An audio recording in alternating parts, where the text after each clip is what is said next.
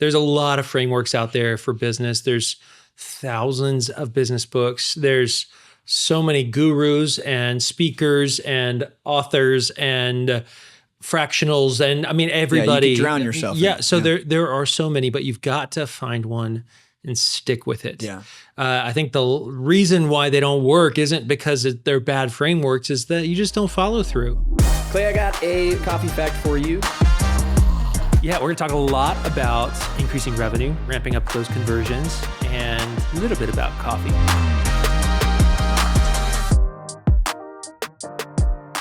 Man, Clay, do I have a coffee fact for you.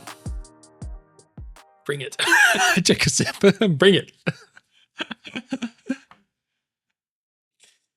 The term cup of joe, which is probably my least favorite, Java, cup of joe. It's very 90s. Oh, it's so 90s. So apparently it actually originated somehow from Jamoke, Jamoke, which is a nickname for coffee that combines the word Java and mocha.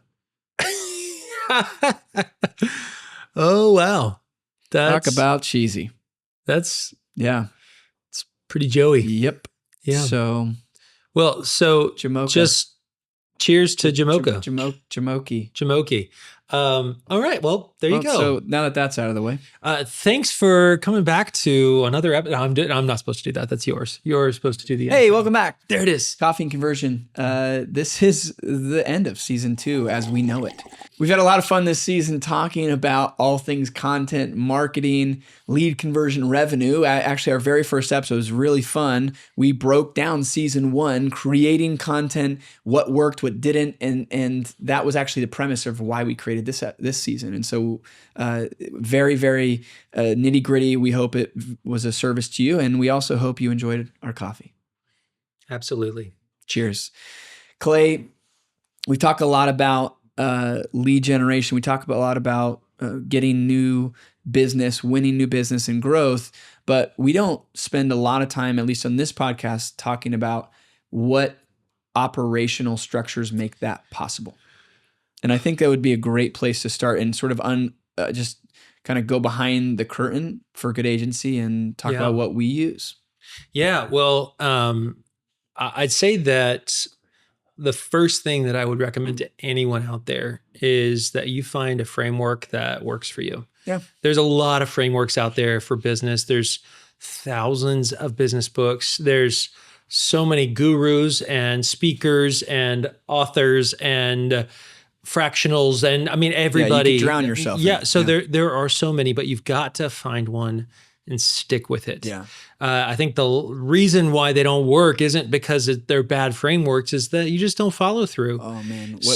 Business is boring. We've said it before. Yeah, business is boring. Good business is boring. Business is boring. So back in 2016, someone handed me a book, and it was actually a business coach at a Chamber of Commerce event. And they handed us a book called Traction, and sat on my desk for probably a year.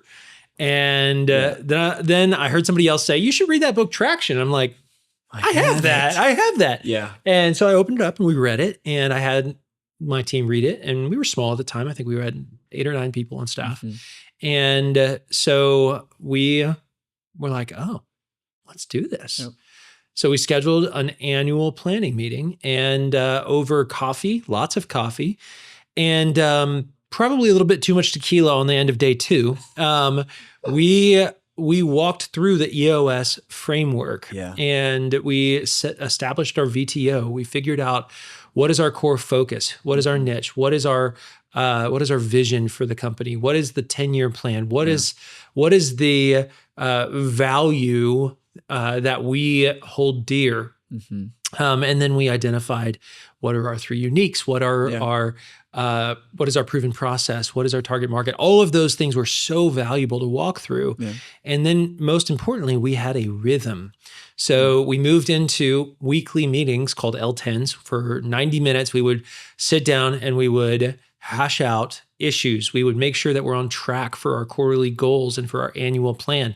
We would address problems that we're having with clients, problems that we're having with team members, and come up with solutions that are actionable, that we can hold each other accountable to, and come back a week later and say, where are we at? Yeah. And so that's what EOS is, the Entrepreneurial Operating System. It's built into the book Traction. And there's so much value in that. And in 2016, we were a very different company. And I credit most of our growth from 2017 to 2019 simply to us adopting the EOS framework.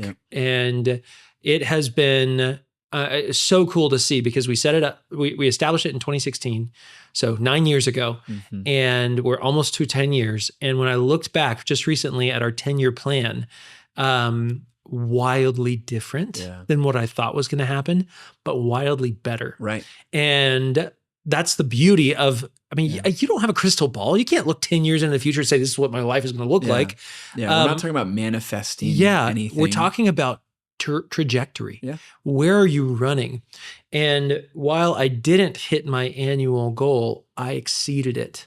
And I sold one of those companies, one of the business units that was a part of it. In fact, I sold 3 of them. And I'm far more happy than what I thought I would have been had I hit my annual or my 10-year goal. Right. So having the framework for the foundation of your operations is critical. And that's what EOS is all about. Yeah, we're talking about team alignment. We're talking about culture building.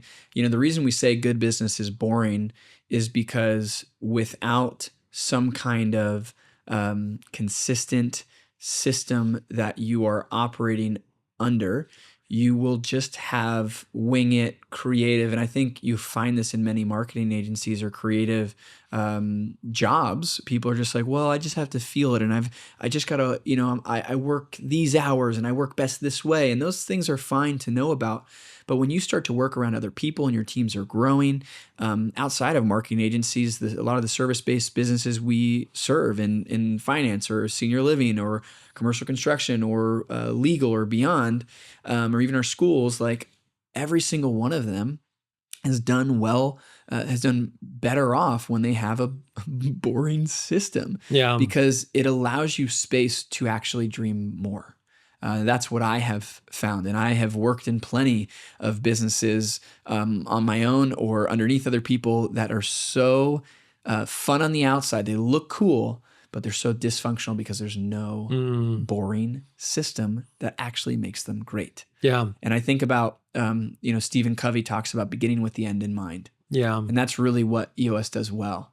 You set that 10-year goal and you break it all the way down to, you know, 3-year vision, 1-year vision, down to 90-day rocks, down to weekly action items. And it better generates purpose, I believe, for your team members. And when they're acting on purpose and under better guidance and parameters with accountability, they're actually able and more free to be creative. It's so true. Which is insane. And so I've really loved that about the EOS model. You've coached a bunch of our clients through the EOS framework. We don't have a lot of time for this podcast, but you've already sort of talked about, you know, the value of it in your space. Where have you seen some wins or value in training some of our clients in EOS? Well, and I'm not a EOS implementer. I'm not paid as an EOS implementer. But what I do know, we want to see our clients win in revenue. We want to see our clients win in revenue, and they can't win in revenue if they don't have a good foundation. And we've just seen EOS is the best and easiest way to do that. Great tool to just show them. So there's some key wins that we've seen. So one of my clients is in oil and gas consulting and in the environmental permitting area. And one thing we've been working on together is their accountability chart, understanding how the owner, the founder, can offload and trust other far more skilled people on her team to take something and truly own it. The last thing you want to do is give someone responsibility without authority. And the accountability chart process that is a part of the EOS framework is so instrumental. We've seen that in another one of my clients as well. The accountability chart actually helped the founder and his chief of staff to identify, hey, we've got the wrong person in leadership right now. And they had to let that person go when we went through the accountability chart because they realized we need someone far above their capabilities and capacity. They didn't get it, want it, or have capacity. They wanted it. Yeah. They didn't get it, and they didn't have capacity for it. And it makes it non-emotional. It's so crystal clear. Yeah. And so I just love seeing how one of those tools as a part of the EOS framework just facilitated so much change. Yeah. And we also set clear vision too, because most people, they get really dissatisfied because when you don't have a clear sales target, you can close $1 million in sales and be like, I don't know if it's enough. We're not doing enough. Yeah. But if you set a goal and you're like, hey, realistically, I think we could probably only hit about 700,000 in sales this quarter, and you hit $1.5 million. Oh my gosh. They're just like, you've got to set what the goal line is. So you know if you score a touchdown. Yeah. But otherwise you're just gonna be Forrest Gump running across the country and being like, all right, well, I guess I'm turning around now. Yeah. So yeah, it's so good. You know, I think a final note that is just has been valuable for us it's been really cool. We've had clients come to us who are like, yeah, we're EOS. And we're like, we're EOS too. This is going to be so much easier. Buddy. Yeah, this is going to be so much easier. We're on the same wavelength. We're speaking the same language because it makes it easier to understand budget. Absolutely. You and I talked about our budget calculator in earlier episodes, and EOS just allows you to know, because you're setting 10-year vision and then you're tracking it backwards, you know what you want to make, you know what you're already making, and you know where budget can go. Yeah. And because of that, then you're able to allocate the right monies in the right place and get the right return on investment and track it and hold like that. This is the other thing that we find in the marketing space is people don't know what they should be tracking. They just think they should be making money because of it. And yes, sometimes, but also no sometimes, because you need to have proper goals, and EOS helps you align what those elements should do for budget, for marketing, for sales, for operations, and beyond. And so if you haven't ever touched it, step one, read Traction. Absolutely. Like Gino Wickman, phenomenal book. You can get on Audible. Like it's not expensive. I'd recommend the print version though, because there's so many charts and resources. Yeah. Yep. It's really good. You got to dive into it. And then seriously find an EOS implementer and just talk to them. You can talk to us about it. We're happy to share our EOS implementers who've done it before. Clay's done it. But you got to have, it's helpful to have someone guide you in that process. You can do it on your own. But if it's your first time, I'd really encourage a guidance there.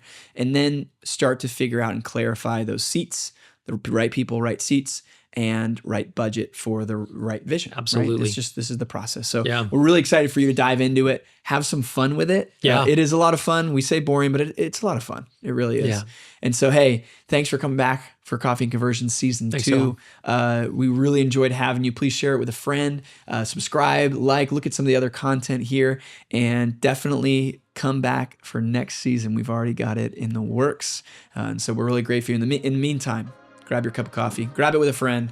Have a wonderful, blessed day, my friends. Cheers, y'all. Cheers.